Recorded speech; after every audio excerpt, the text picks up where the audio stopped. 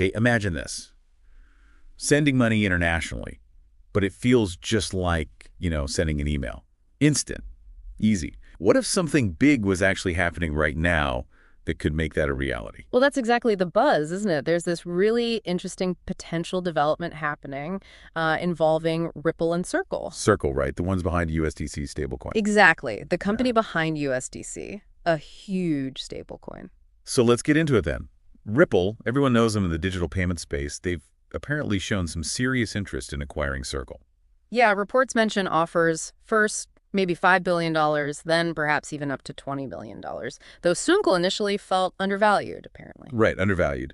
But the fact that Ripple is even making these kinds of moves, what does that tell us? What's the strategy? It really speaks volumes, I think. Acquiring Circle would, well, first, give Ripple immediate access to this massive pool of digital dollars, USDC. We're talking serious liquidity. Okay, liquidity, that makes sense. But maybe even more crucial, it could really strengthen their ties, their relationships with traditional banks, and, importantly, with regulators. So it opens doors in the traditional finance world. Potentially, yes. Yeah. It could build a lot of bridges. And think about RippleNet, their existing payment system. Yeah, I was just about to ask, how does Circle fit into RippleNet? Does it amplify it somehow? That seems to be the idea. If you integrate Circle's infrastructure and the widespread use of USDC into RippleNet, you could see a pretty significant upgrade. Making more versatile, faster, cheaper. All of the above, potentially. A more interconnected system for moving value globally. That's the potential upside. Okay, and this is where things get really interesting for a lot of people listening. XRP, Ripple's digital asset. How does this whole potential acquisition affect XRP? Right. That's the million-dollar question, isn't it? Or maybe the billion-dollar question here. Huh? Quite possibly. Look, if Ripple controls both its own stablecoin, RLUSD, and potentially has access to USDC through Circle, think about the payment process. How so? Smoother. Potentially much smoother. Imagine transactions flowing between different currencies, maybe using XRP almost invisibly in the background as that super fast, low-cost bridge asset. Fewer steps, fewer intermediaries taking a cut. Exactly. That's the promise. It simplifies things. So does this mean XRP's role could expand beyond just being a bridge for cross-border stuff? I think that's a definite possibility people are discussing. This kind of integration could position XRP more centrally, not just for the international transfers we know, but maybe within the whole stablecoin ecosystem itself. Interesting. And what about trust? You mentioned banks and regulators earlier.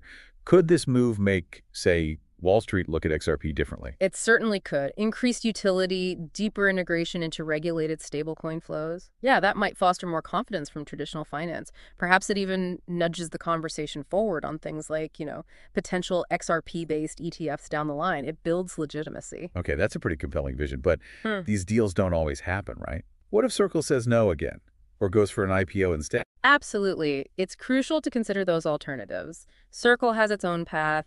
Maybe an IPO makes more sense for them. The acquisition isn't a done deal by any means. So if it falls through? Well, I think Ripple's intent is still pretty clear, isn't it? They want more influence, more control over stablecoin liquidity. That strategic goal probably doesn't just disappear if this specific deal doesn't happen. Right. They'll likely keep pushing in that direction, maybe through other means. I would expect so. They seem focused on integrating stablecoins more deeply into their offerings one way or another. So it feels like, regardless of this specific Circle outcome, the bigger picture is Ripple positioning XRP for a more significant role in finance's future. That sums it up well. Whether it's this acquisition or other strategic moves, the direction seems set. They are clearly working to make XRP a more central part of the global financial plumbing. Their vision for XRP as a key piece in international finance just keeps showing up in their actions. It's a consistent theme, definitely. Okay, let's try and wrap up the key points here. This potential acquisition, if it happens, is a major strategic play by Ripple. Absolutely. It's about strengthening their position in global payments significantly. And getting hold of USDC via Circle could seriously boost XRP's utility, right?